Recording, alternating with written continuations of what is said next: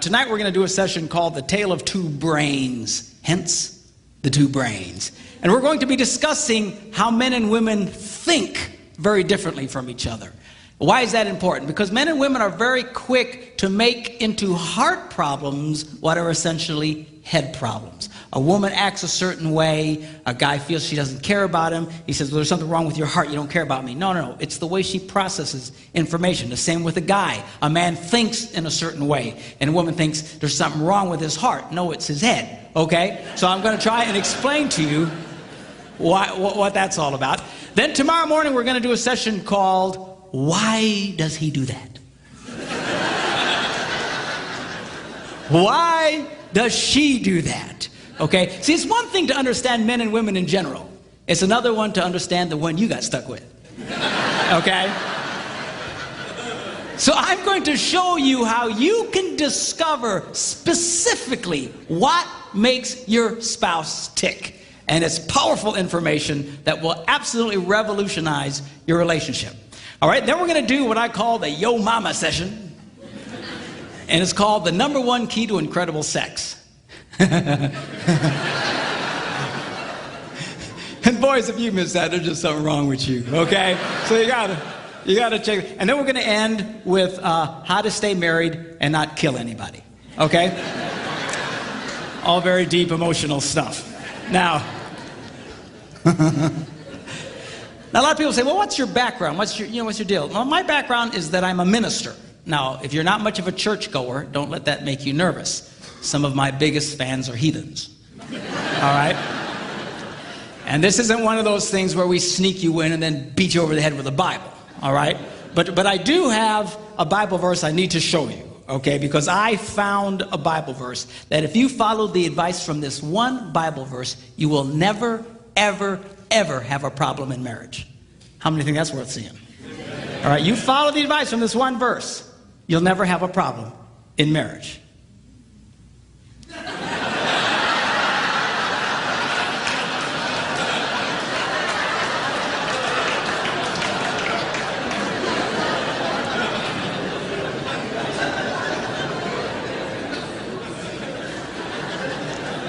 It says it's good for a man not to marry.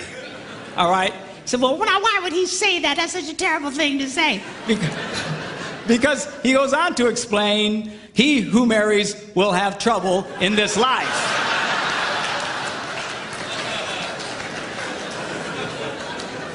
You know, people come up to me, Pastor Mark, something's wrong. I say, what is it? We got trouble in our marriage. I go, no, that's about right. Hey, there ain't nothing wrong. That's pretty normal. Now, you don't hear these verses read at weddings very often. Kind of downplay that. You don't see those on Hallmark cards. You don't see them on cakes with pretty calligraphy. He who marries will have trouble, but it's too late for you.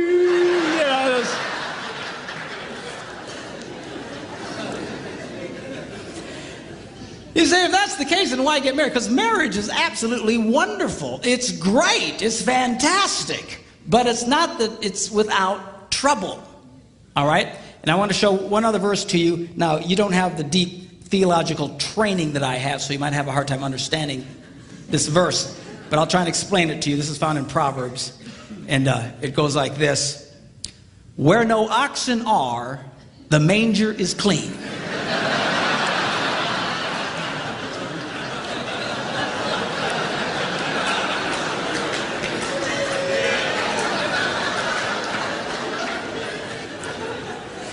Let me explain that to you, okay? What does that mean? What it means, if you're going to have an ox, you're going to have ox poo, all right? Now, if you don't like poo, and most of us are not real big fans of poo, if you don't like poo, the temptation is get rid of the ox. Preach it, brother. No.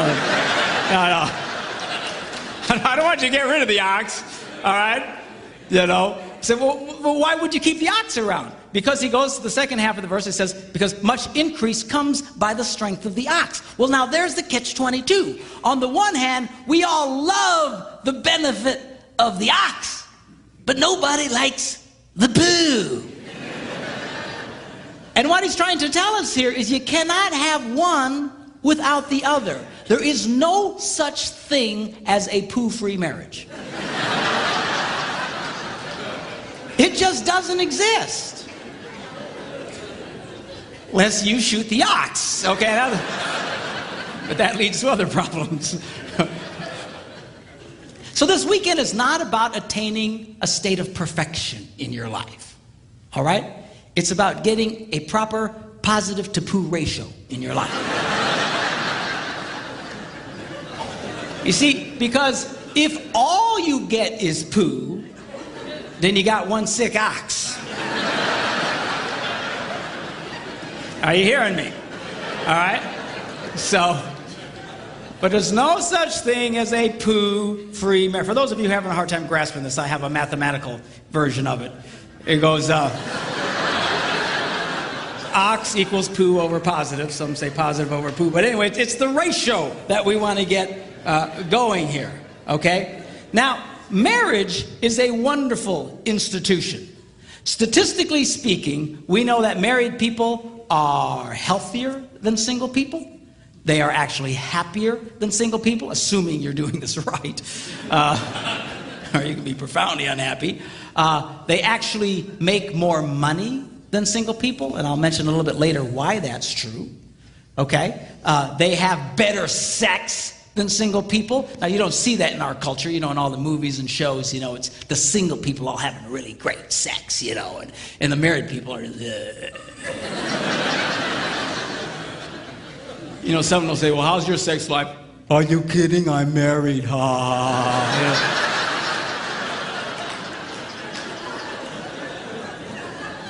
And it's not true. It's a bunch of baloney. Okay? Married people have great sex compared to single people. Single people don't even know what they're doing, for crying out loud. Okay? And statistically speaking, married people live longer than single people. This is particularly true for men. Statistically speaking, one of the most dangerous things a man can do in America today is remain single. It is the equivalent of smoking 2.5 packs of cigarettes a day. It's true. They found that if you take someone who has 2.5 packs of cigarettes a day and the health problems and the shortness of life and all the difficulties, and a single guy is pretty much the same. I guess the worst would be a single guy who smokes 2.5 packs of cigarettes a day. All right? But marriage is wonderful. It's great. It rocks. I love it. Okay? If you do it right. Now, the problem here is so many people don't do it right. And it's not that they don't know, not that they don't want to do it, they don't know what to do.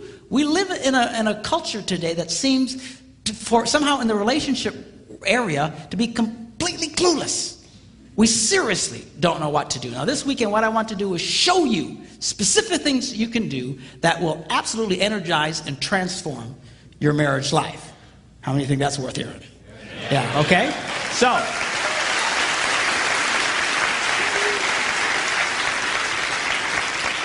now, I want to talk to you about what I call the laws of relational physics. You see, the laws of physics affect everybody, whether you believe them or not. Okay? If I step off this stage, I'm probably, in all likelihood, going to go down. If I start floating around, you might want to freak out and run. But why? Because the laws of physics affect. Well, I don't believe that. It doesn't matter what I believe. I'm going down. Right? Doesn't matter if I'm a born-again Christian. Doesn't matter if I'm a heathen. Man, I'm going, because it affects everybody. Well, just like that, there are laws of relational physics, and they affect everybody, whether you believe them or not. Now, this might come as a little bit of a shock to those of you who are church people, especially hearing from a minister. But the truth is, you don't have to be a Christian to have a great marriage. I know a lot of heathens that have wonderful marriages. I know a lot of born-again Christians who have horrible marriages. Why is that? They're breaking all the rules. And they assume somehow that the rules don't apply to them, but they do. Here's an example. If you're driving a car 80 miles an hour, around a curve that says only 40, and you keep going 80, chances are you're going to get hurt, even if you're listening to a Christian radio station.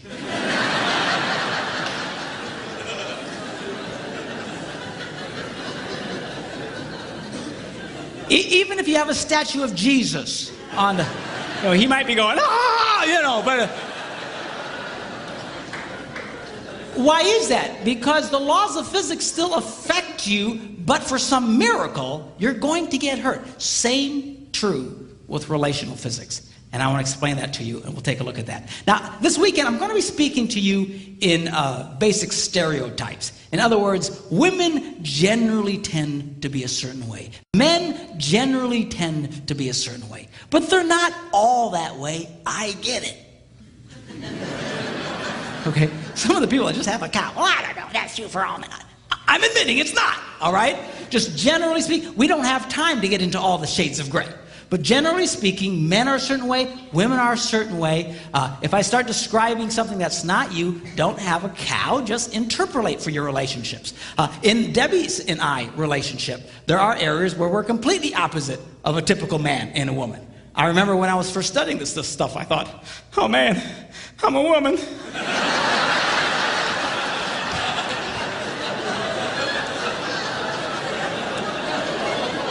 So just interpolate. I will say this, that if you tend to be one way in a certain relationship, your wife generally will be the other way. I don't think I've run across a couple yet. I'm sure they're out there that act the exact same way. So if you break the rules, chances are your spouse is breaking them right with you, and you just flip on this deal. Okay? For example, a typical stereotype: men are more interested in sex than their wives. Why would you say that? Because generally it's true. But it's not always true. There are a lot of relationships where the wife is much more interested in sex than her husband. If you're here tonight and your wife is much more interested in sex than you are, I think I speak for all the men here when I say that we hate you.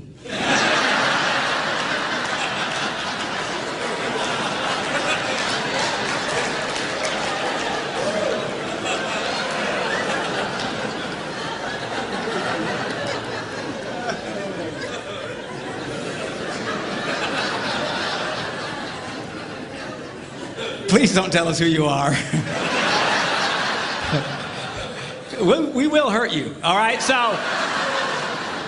So just go with the flow. It'll be cool. We'll have a great time discussing this thing about marriage. Now, I believe marriage is a life-giving institution. We live in a culture today that believes marriage is a life-sucking institution. It will suck the life out of you. All right? And that's why we say, make sure you're old enough. Make sure you have enough money. Make sure you have enough education. Make sure you've been dating for 37 years first. Make sure that, get all the stuff. Why? You got to get everything together and ready so that when you say I do, you can withstand the,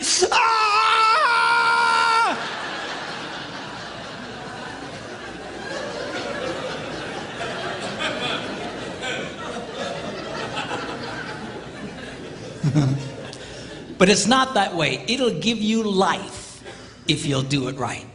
If you do this right, marriage can be the closest thing to heaven on earth. If you do it wrong, well, you fill in the blanks. Okay, so now, we're going to start discussing men's brains, women's brains, and how they're very different from each other. Now, I want to start with men's brains. All right, now men's brains are very unique. Men's brains are made up of little boxes. And we have a box for everything. We've got a box for the car. We've got a box for the money. We've got a box for the job. We've got a box for you. We've got a box for the kids. We've got a box for your mother somewhere in the basement. We got boxes everywhere. And the rule is the boxes don't touch.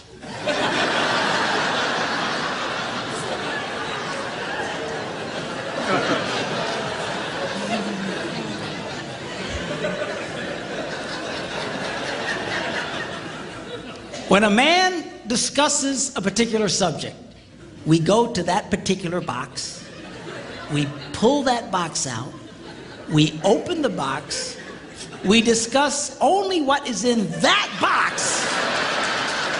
All right?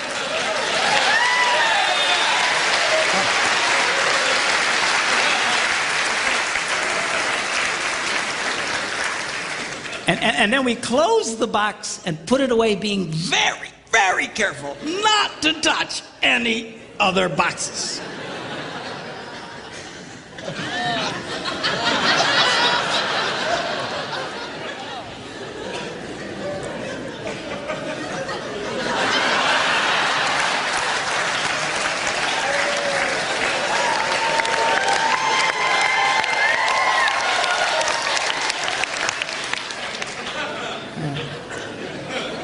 Sorry, my Catholic upbringing got in there for a minute, but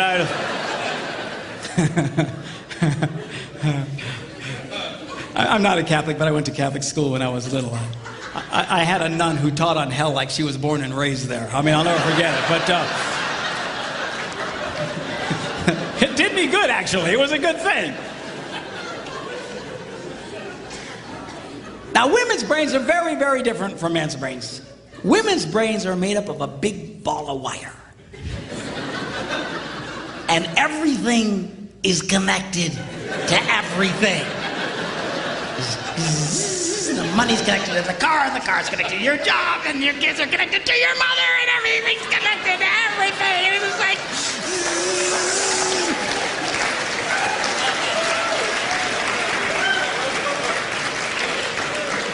It's like the internet superhighway, okay? And it's all driven by energy that we call emotion. It's just... It's one of the reasons why women tend to remember everything. Because if you take an event and you connect it to an emotion, it burns in your memory and you can remember it forever. The same thing happens for men. It just doesn't happen very often because, quite frankly, we don't care.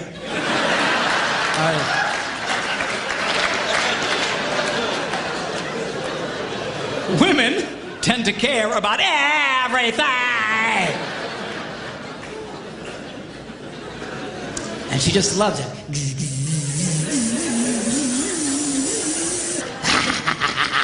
Okay?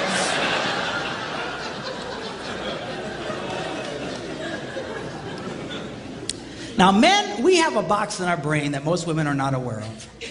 This particular box has nothing in it.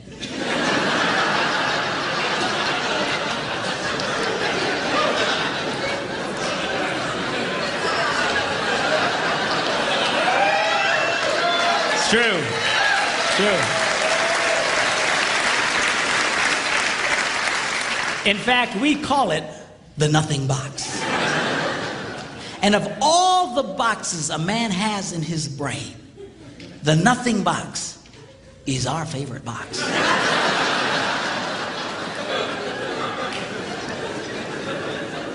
If a man has a chance, he'll go to his nothing box every time.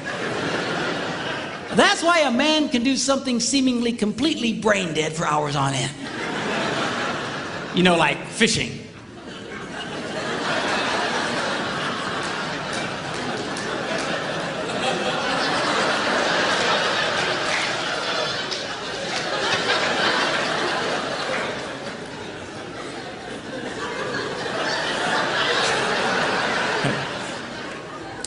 And we love it. That's why a guy can sit in front of a TV and go.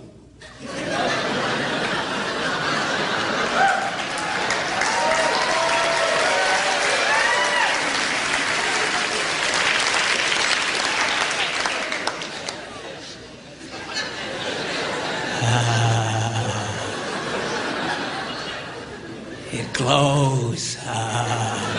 Of course, this drives our wives nuts because they'll come up and say, "Stop that! You can't possibly be watching anything!"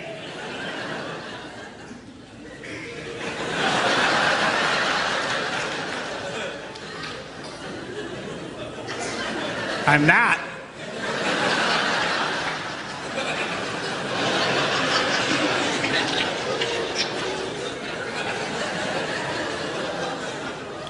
Go away.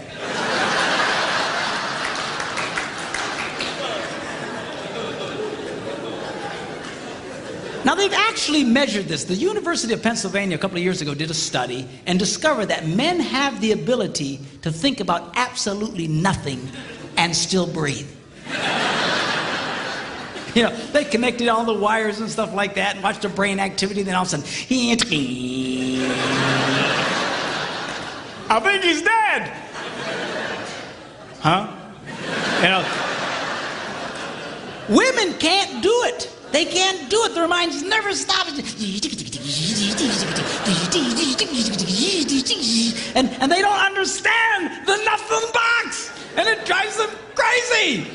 Because nothing drives a woman more crazy or makes her feel more irritated than to witness a man doing nothing.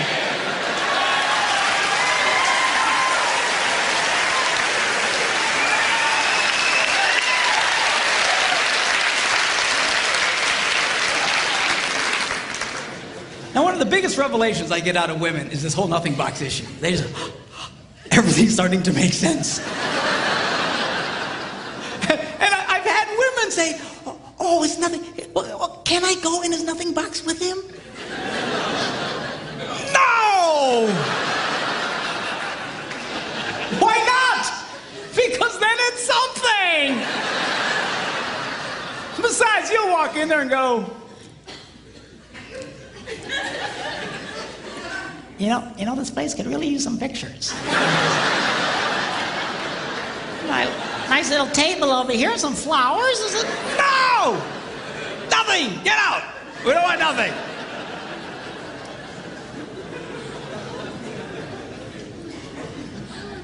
Now this handles the way men and women handle stress. Okay? When a man is stressed out, all he wants to do is run to his nothing box. This is how we unwind. The last thing we want to do when we're stressed out is talk about it. We don't want to talk about it. We just want to.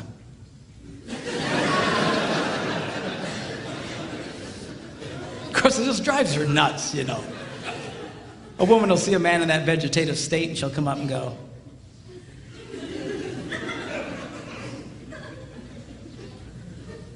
"What you thinking about?"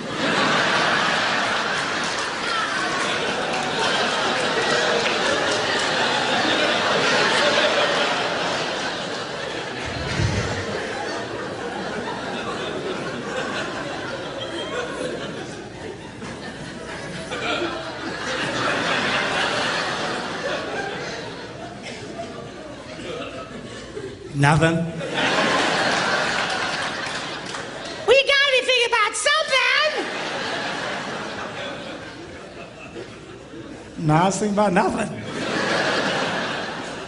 fact, I was on a roll till you showed up. Go away, all right? Because that's how he handles stress. He just. Now, when a woman is stressed out, she has to talk about it. If she doesn't talk about it, her brain will literally explode. So she'll start just, I don't know, might have something to do with this. Not going to have that. You know, I never thought about this. My brother over here said to me, and I know men who run from their wives when they do this. They do. I say, well, why do you run from her? He says, because I don't know what to tell her. I said, dear God, man, who told you to tell her anything? She wants you to tell her anything. See, a lot of guys, they feel obligated when you start explaining all your stress, they feel obligated to fix you. Right? Because that's what a man does. A man only tells his troubles to another man in hopes that that man will help fix it. Okay? But she's not a man. And you try and fix her, she's gonna kill you. All right? She doesn't want your advice. She doesn't want your help. She wants you to shut up and listen. And a couple of ladies, that's right, you tell him. Tell him to shut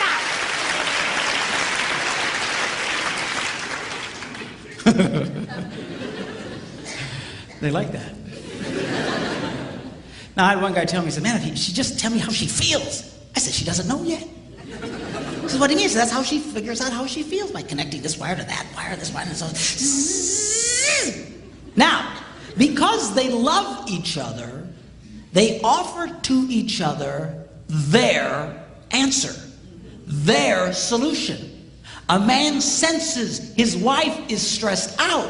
He loves the girl. He offers to the girl his best and finest solution. Or just quit talking about it.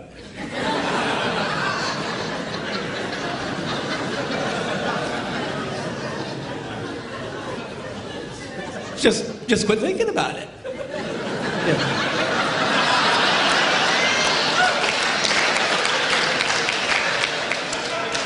And that's when she starts reaching for the knives and stuff. But she's gonna stab you if you keep it up, okay? Now, a woman, she senses her husband's all stressed out. She loves him.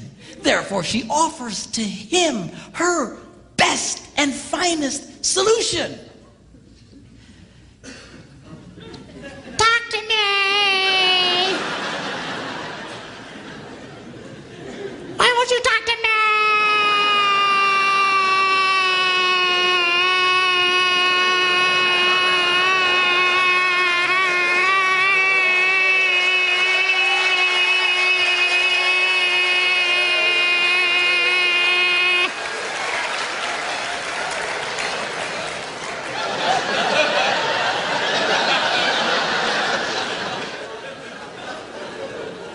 Go away.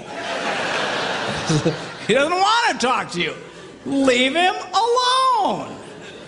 He will not die. He's not a woman. All right? I know you've got to talk it through or you're going to be twisted inside. He's not like that. Leave the boy alone. You tell he's stressed out, just let him go to his nothing box. Just stay away. Stay away. Okay? And it's hard for us to understand that because we think so differently from each other. Now, not only does this affect the way that we respond in stress and stuff, the way our brains are wired also affects the way that we use words. Okay? Men tend to use less words than women. That's because the women have all the wires they're trying to connect, and they've got to explain each and every connection. Now, they say that if a man needs to speak 10,000 words in a day, a woman needs to speak 20,000. My wife says, that's because we got to repeat everything we say.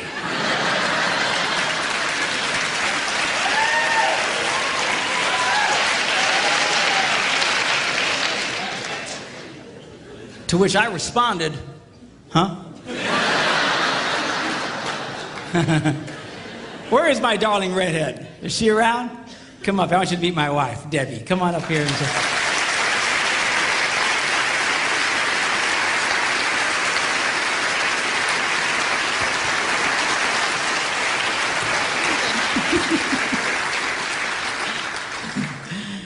People say, well, doesn't she talk too? Nope. Not to you anyway. She talks to me, but she won't talk to you because she doesn't want to talk to you. That's all. Where's my tablet here? I want to show you something about the whole words thing. You know, they actually measured this. They went in and studied children and babies and found out they actually went and took cameras and put them in nurseries and analyzed the pictures later. And they noticed the pictures of the little girls. Right from the get-go, their mouths are just going.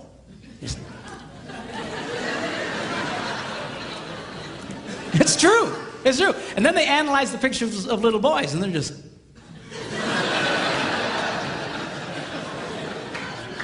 They're still thinking, what was that? I want to go back. I don't get it. Okay? Then they went and they recorded conversations of little boys and girls on playgrounds. And they went back and analyzed them. And they discovered that little girls loved to talk. They were very articulate, loved to use full sentences, just loved to talk. And if they didn't have anybody to talk to, they were perfectly content to talk to nobody. And they were just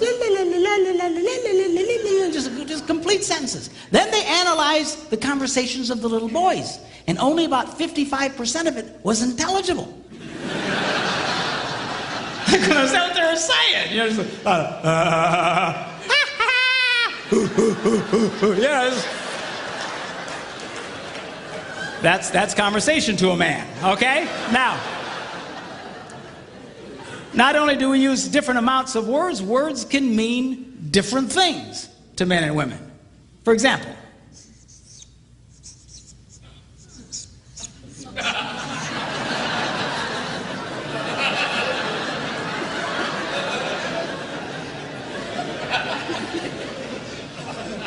now to most men, 5 minutes means 5 minutes.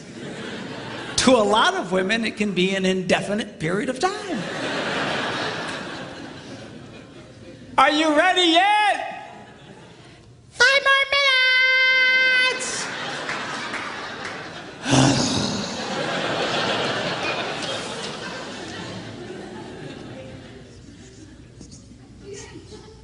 As we discussed, men understand nothing.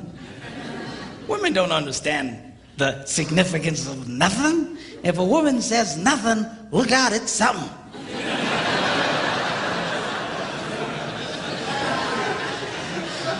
Oh, dude, man, I don't know what happened. What happened? I don't know. I asked my wife what she was upset about. What'd she say? Well, she said nothing. Get out of the house, man! Run now! Get out!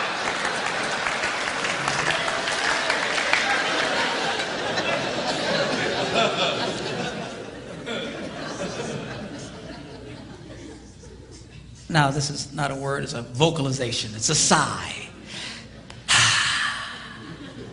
Now, when a man sighs, it means everything is good with life. When a woman sighs, it means you are an idiot.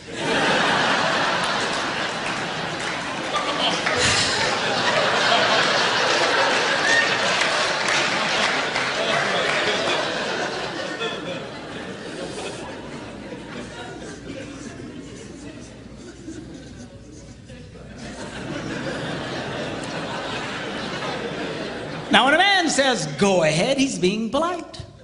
When a woman says, go ahead, she's giving you the opportunity to explain whatever stupid thing it was you just did. But you need to be very careful in the explanation because it's very likely to be followed by a sigh.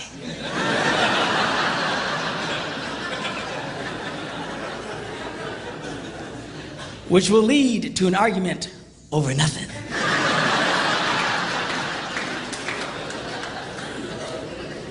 And then you ain't gonna have sex again for at least 5 minutes.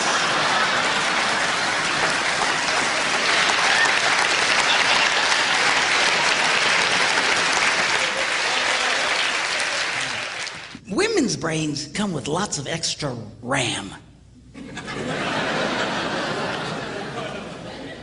So they can remember the details of everything.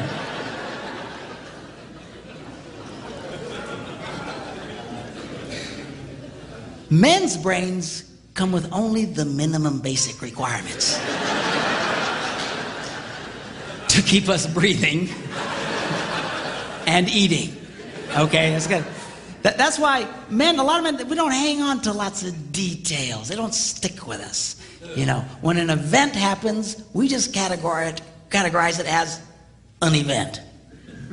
All right. Whereas women, it's not just the event, it's all the details connected with an event. You'll run into this when a friend of your family or something will call and you know, she just had a baby. And then you tell your wife, oh, so-and-so's called, they had the baby. And she'll say, well, what was it? And he says, well, it was a baby. So, well, what kind of baby? I don't know, it's a baby. What difference does it make? Well, how long was it? Well, I don't know. You know, how long, how tall, how many, you know, how much did it weigh? I don't know, under 20 pounds. What, you know, just... But this detail. You know, a woman will come up to a guy and say, how was your day? And then we go to the RAM, and all it's there is that it was a day. And we say, it was fine. And she'll say, well, what happened? And we go to the RAM, and there's nothing there. And we panic. And we go, Nothing. But women, they've got all this, That's why when a guy retells a story, it's usually pretty much just a bottom line kind of thing. What happened? This happened, that happened, we're done. When a lot of women share what happened, they relive the event in excruciatingly painful detail. I mean, you are there. Yeah. And it can drive, couples can really fight over this. My wife and I still fight over this one. This just drives us crazy. She just, sweetheart, when your husband asks the question, what did the plumber say? He really doesn't want to know what he said. Well, I said, how you doing? He said, it's fine. I said, it was a pretty nice day we're having. He said, yeah. He said, got any kids? No, what did he say? Bottom line, Details.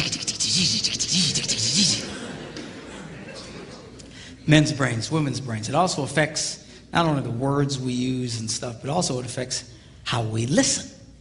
You go, yeah. Women listen. But we listen too, we're just different. A lot of women say, men's problems, they got selective listening. You know what that is, right? That's when the wife will say something like, honey, go to the store, lay down the mulch, wash and wax the car, get the kids at school, rent some videos, and finish the rest of the dishes. And then he runs that through his selective filter.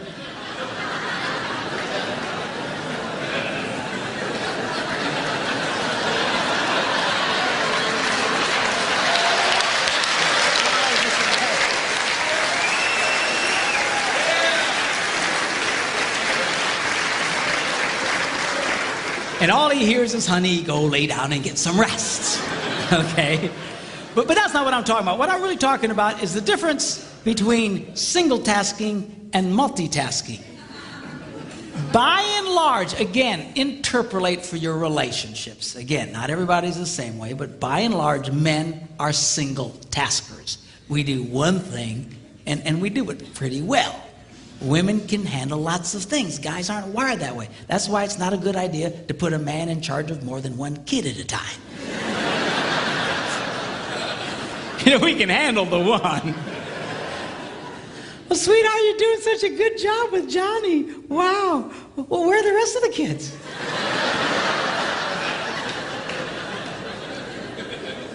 We got other kids? But man, we just I'm a classic single tasker. I'm so bad, I'll be going along and I'll forget the one thing I was doing. I'm completely lost. I need to reboot my brain. Say, whoa, where am I? But men, generally speaking, we do it. Now, what we do very well. One of the reasons that men are so good at what they do is because of this ability to completely focus on just one task. Men usually will rise to the top of any profession, even those dominated sometimes by women. The best hair designers in the world, a lot of times, are men. Best cooks in the world, men. Why is that? Because we have this unique ability to focus on just one thing and do it extremely well. Okay? Women are wired differently. They're just and my wife can be, in the living room, watching TV, reading a book, making knickknacks, and talking on the phone all at the same time. It's just amazing to me. Of course, I'll come in and I'll assume she's not watching TV.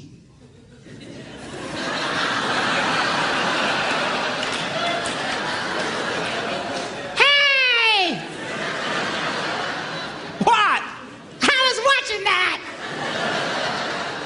How can you be watching that? You're making knickknacks and such. Put it back!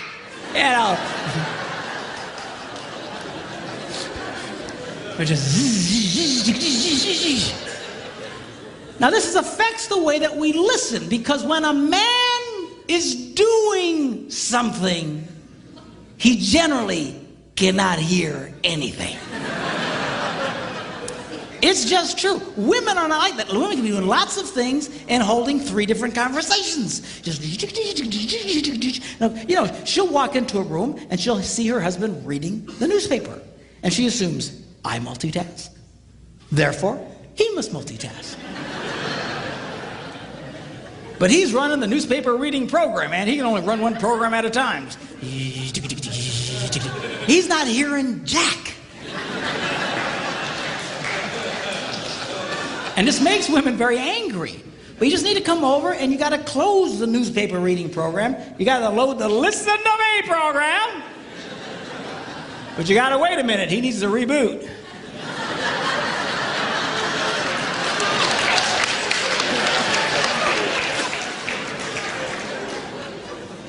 I didn't know you was here. You know? You laugh, but I'm serious, girls. If you see a man doing something, unless he's wired differently, do not be giving him vital information. Because this is a train wreck waiting to happen. You'll have this conversation again. When you swear he told you, and he swears you never told him. You know you told him, but in his brain, you never said jack to him.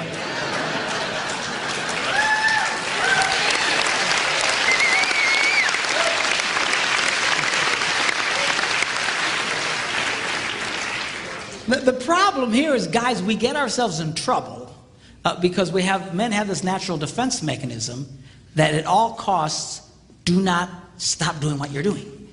So when someone starts talking to you, we automatically have this defense mechanism that goes, uh-huh. Yep. Uh-huh. Uh-huh. And we keep doing what we're doing, and we're not, and she thinks you're listening to her. But you're not listening. You need to stop you're big boys, stop what you're doing, turn to the girl, and pay attention to her. So it's not all on the ladies. You're big boys, when she starts talking, stop!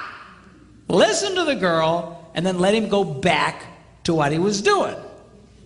Sounds fair, right?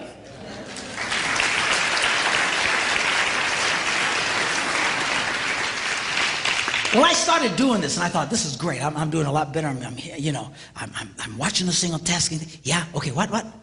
And then I'll say, I didn't hear that. And I'll make her back up, and she'll tell me the info, and I got it. Okay. And I thought I was doing a lot better, but still I was getting myself in trouble. You know, she'd walk up and say, It's 6 o'clock, are you ready? For what? You know, that happened to half you guys tonight, right? We're doing what?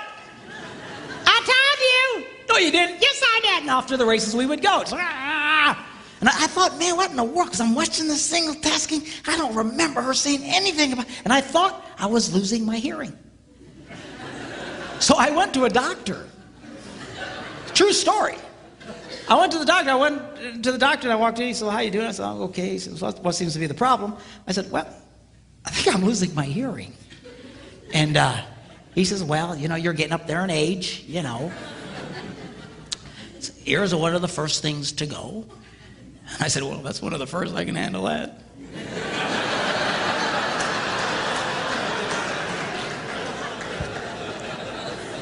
We'll talk more about that tomorrow.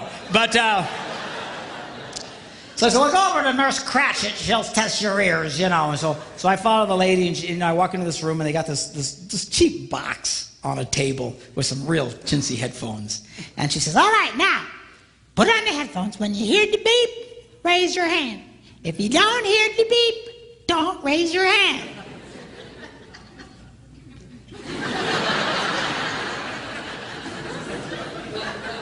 Apparently, I look really stupid. So anyway, I turned around and we began. As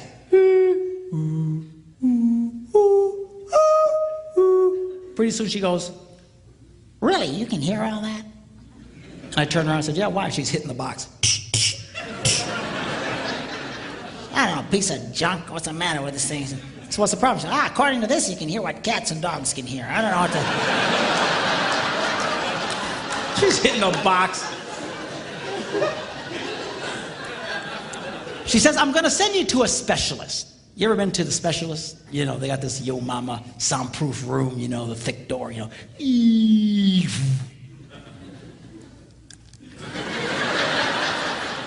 You know, you got the person, you know, sitting behind the glass, you know. You feel like you're in a people aquarium. Sir, would you sit down? But Anyway, so at the time we lived in Green Bay, Wisconsin, and right downtown Green Bay, there was a place called Eye and Ear Associates. I'd never heard of them before. I had no reason to hear from them. But she said, I'm going to send you these people. They have all this fancy equipment. and so she takes the doctor's pad and she writes Eye, Ear, and she abbreviates Associates and hands it to me.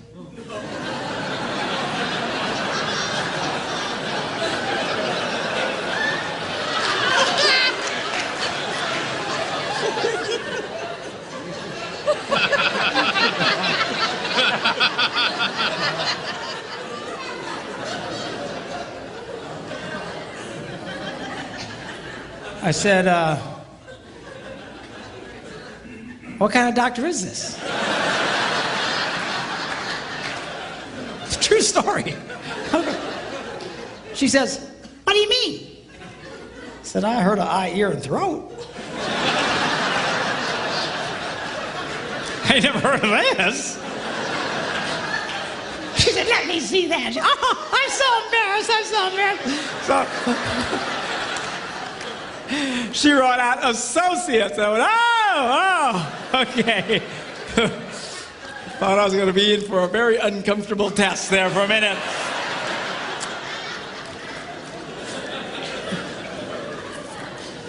So I go to the eye, ear, and doctor, and I get in there and I sit down, and she's behind the glass, and she has to push the button to talk. Okay, now put on the headphones. When you hear the beep,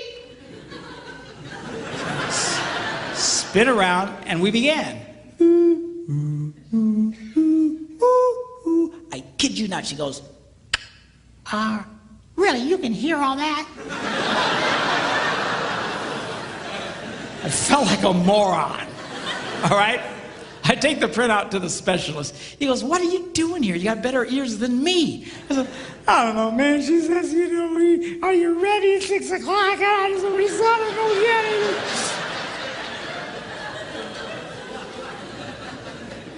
So I go home and I walk in the door and she says, Well, what the doctors say. She doesn't sound like that, by the way.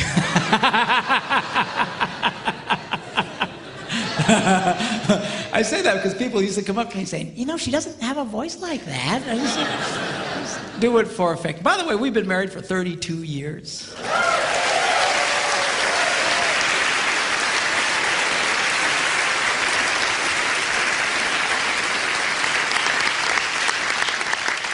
We have 2 grandsons. Very cool. Beautiful boys. One's 10 months old, the other one's 8, and they are just such a delight. I love grandchildren because now it's payback. Come here. You want some more sugar? There you go. Okay. Bye.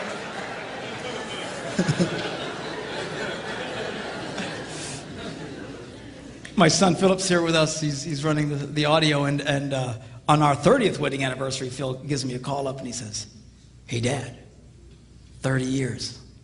That's really something. I said, well, thank you, sir. I said, but truthfully, Phil, I said, it only feels like 10 minutes. He goes, really? I said, yeah, 10 minutes underwater. Oh, lighten up. All the girls. Oh, I can't believe he said that. What is she going to think?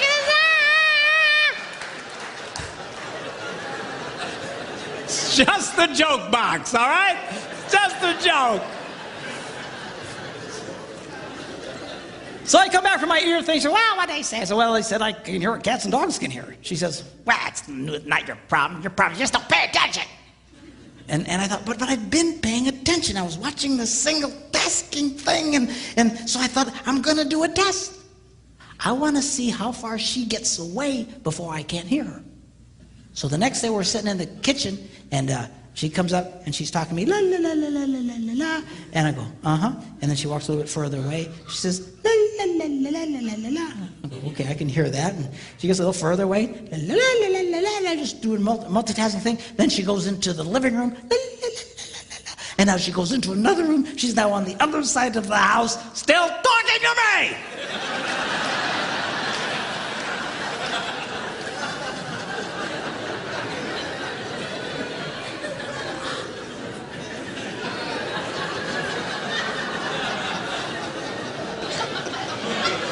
said, "Hey!" She yells back, "What?" I said, "I'm on the other side of the house." She goes, You don't listen anyway.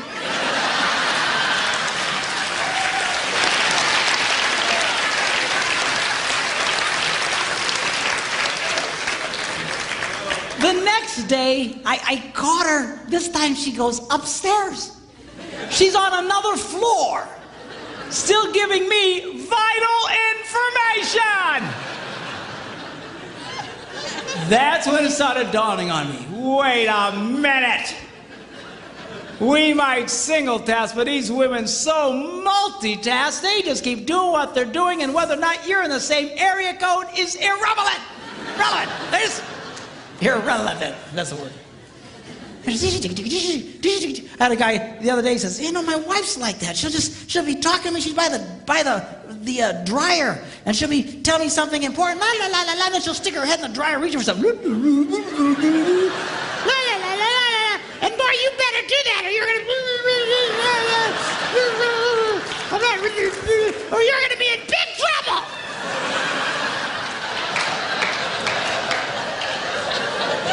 She still does that to me. We'll be like a real busy highway, just all kinds of noise, and she'll be talking. Something that's really important. So you better be careful about it. What? I didn't hear what you said. Laws of physics, girls, it applies to you. It would help if your husband was in the same area code. Okay. Now, I first shared the story at a men's conference that I was speaking at, and I thought it was just a funny story that had happened to me. But as I'm sharing it, all these men's heads are going. I had one guy come up to me afterwards. He says, Pastor, I'll be in the bathroom. The door is closed.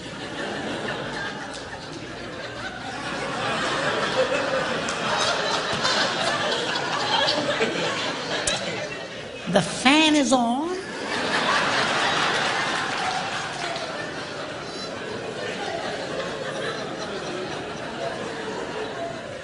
There's tile everywhere, so sound just bounces around in there.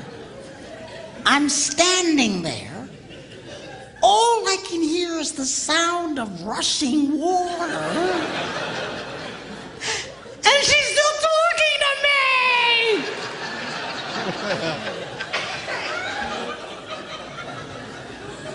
I figured out that's why we miss sometimes, girls.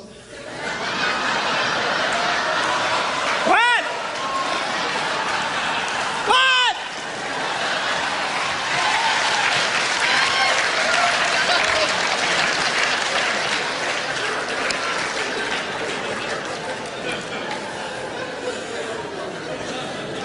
Another mystery solved. Girls, don't be so multitasking that you're doing a gazillion things giving him vital information.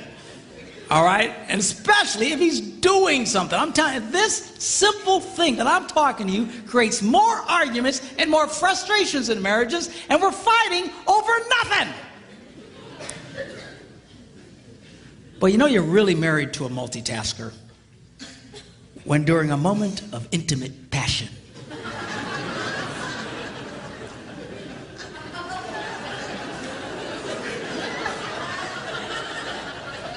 she suddenly blurts out, Oh, by the way, the plumber says the toilets are broken.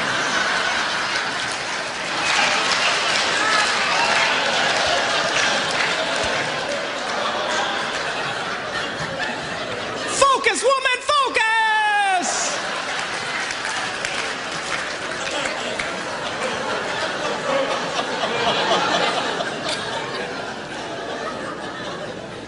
But man, she can make love to you and plan next week's dinners and, just, think about the toilets. Oh, it's all the same to her. I need my tablet back up here. I want to show you something. In no other area, men's brains and women's brains, do men and women think more differently than in this area of sex. And we'll get into it in a lot more detail tomorrow. But I want to show you something here that I think will be of great interest to you. give my lovely assistant a hand.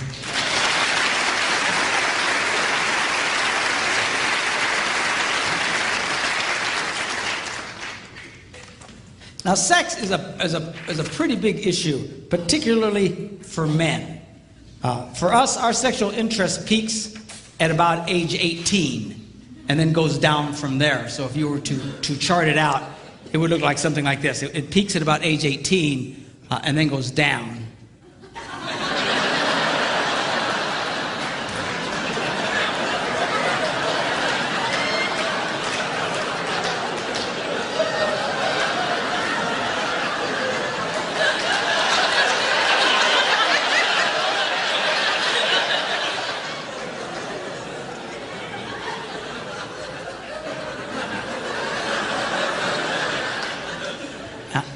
And then you're dead.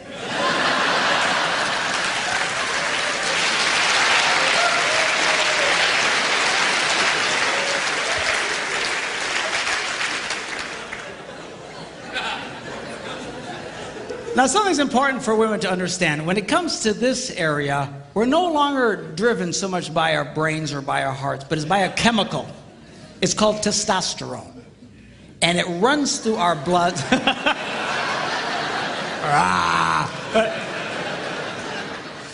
It runs through our blood and it drives us crazy. You just, if you girls knew how much this drove us crazy, you'd be more disgusted with us than you are right now. We downplay it, man. And this, I'm telling you, and as funny as this little chart is, and as true as it is for so many men, if for some reason as a man ages his testosterone levels begin to decline, his interest in sex will start to decline. And if his testosterone level drops dramatically, his interest will go way down. Same head, same heart, same guy, and now he's not interested in sex. You treat that man, and it's very easy to do, with testosterone supplements, and boom, he's the same wild man you married. Same head, same heart, same guy. Now he's, come here, baby. All right?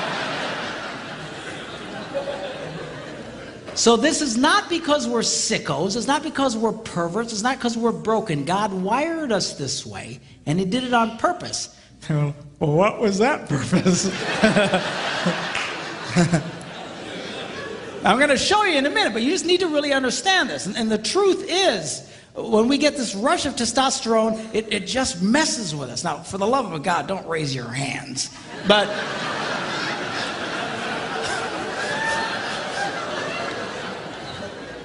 most men will admit that we usually receive a testosterone rush, usually very early in the morning, and for no reason at all. Dun dun dun dun dun dun dun dun dun dun dun dun dun dun.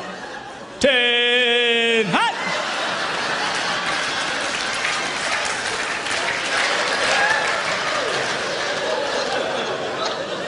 And it just wakes us up. Just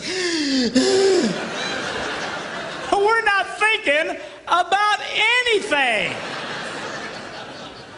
All right? And that's usually when a man reaches over and whispers those 3 words every woman loves to hear. Hey, you awake?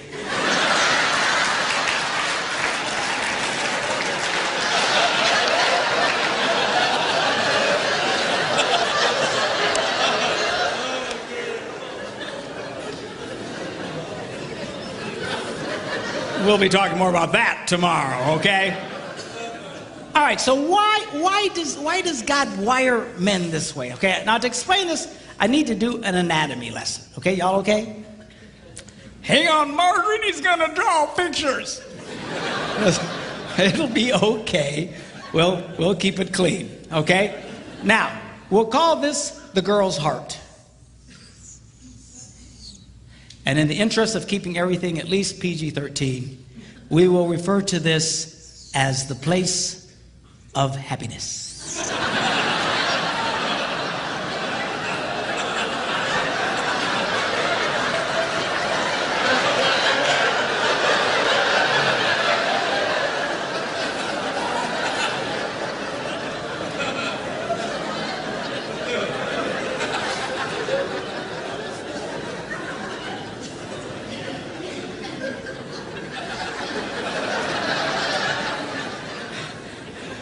I had a lady come up to me recently and she goes, Man, I can't even go to Walmart anymore. Smiley faces all over the place. It's like,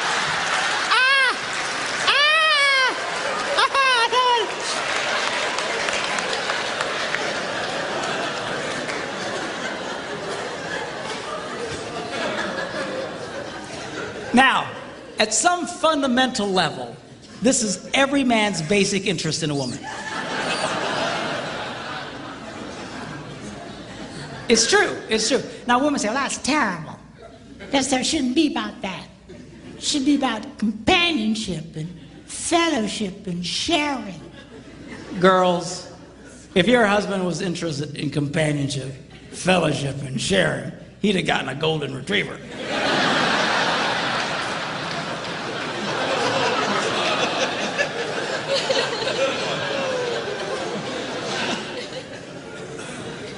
He's interested in this, and he's supposed to be. That's the way God wired men. But what men fail to understand is the key to this is this. And if a man successfully touches this, she gives him the green light, and now he can touch this.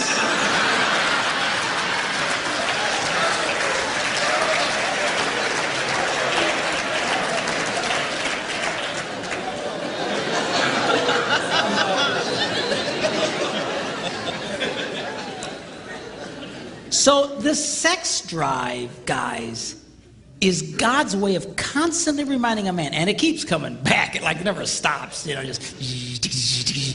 On average, a man will feel the need for sexual release on about every 72 hours. That's every 3 days. Some more, some less. My husband's every 72 minutes. But that's your problem. But anyway. But seriously, the reason that keeps coming back is to motivate the man, be nice to the girl. It's not so you can just go, hey, you awake? Are you hearing me? A lot of guys do that. As soon as they feel the buzz, they're just reaching for the girl. Come here, baby. Come here. Come here. Don't be a moron. She won't want to come here. The reason that buzz hits you again, remember, be nice to the girl. Be nice to the girl. Be nice to the girl. Be nice to the girl. I got to be nice to the girl. And this is what motivates me. I try to be nice to my wife. And I spend time with her, and I take her to lunch every day, and I'll take her shopping. And well, Pastor Mark, do you like going shopping? No, I hate it. She drops me off at the bench with all the old guys, and I sleep with them. Then she comes, picks me up, drops me off at another bench. You say, well, if you don't like it, then why do you do it? I'll tell you why. Because I want some of this.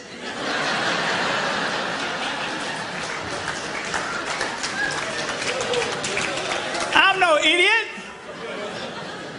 You got to be nice to the girl. You got to pay attention to the girl. And really, single women. I don't know, how many single women are watching this, but inevitably there's single women here, and that's great, and a lot will be watching this. But, when a woman gives a man this before marriage, she is a nitwit of astronomical proportions. You would never build a house and pay the contractor in advance. Are you hearing me? If you're going to build a $250,000 house, and which here in Phoenix will get you a one bedroom with nothing.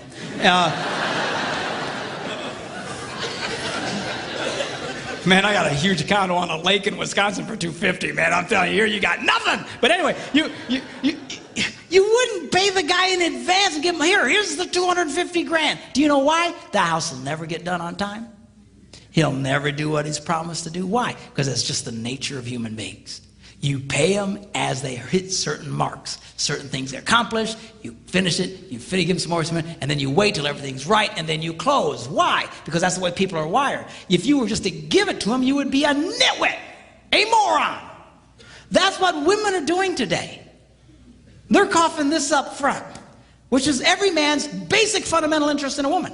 You've already given him everything he wants. And then you sit around and say, well, aren't you going to marry me? Aren't you gonna spend more time with me? Aren't you gonna... No, he's not. Pass, why won't? Because you're an idiot, that's why. Don't do that. Give him that thing. You make that boy earn it.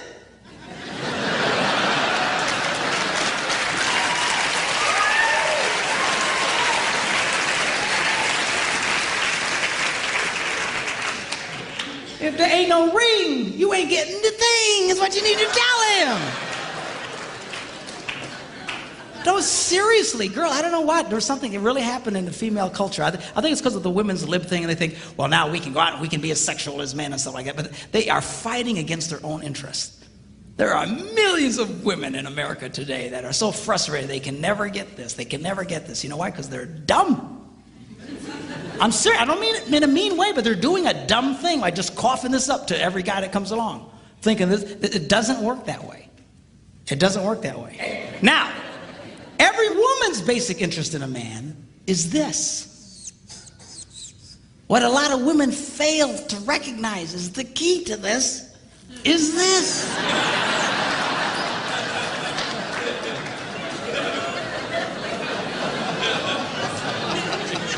And if you touch that, he gives you the green light and you can touch this.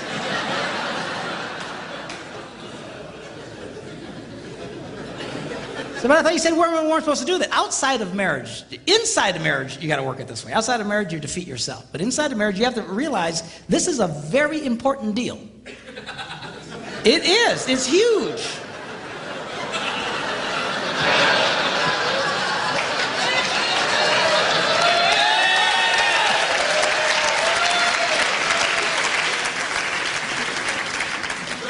A lot of women treat this like it shouldn't, like a side issue. It is not a side issue in marriage. It is the central issue. It truly is. And I'm going to really explain this in greater detail tomorrow. You get this right, things will flow a lot better in your life. You try and discard this, oh, it shouldn't be about that. He shouldn't be interested in sex. He's just a pig. You are fighting now against your own interest doing it that way. You've got to be smart about this, girls. The key to this boy's heart, you know, they used to say when I was growing up that the key to a man's heart was his stomach, but they were about 6 inches too high.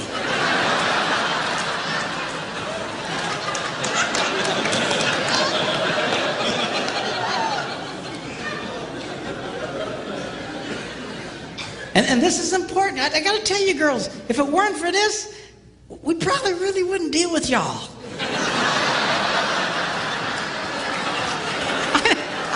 Sounds terrible, but I'm just telling you like it is. You know, you take that out, man, I don't think we'd go through the trouble, honestly.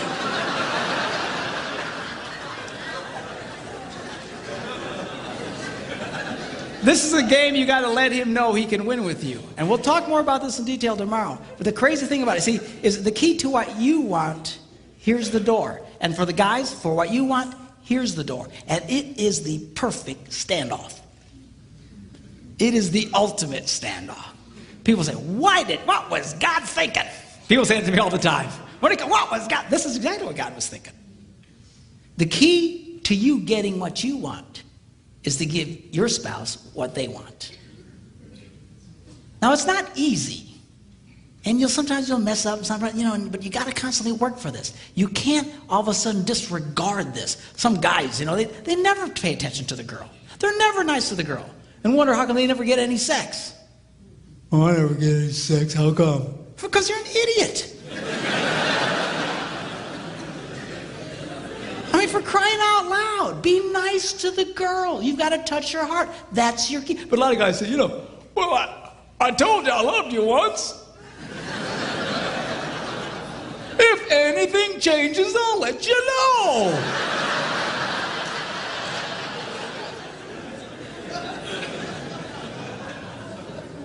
I wonder how come I'm not getting any sex.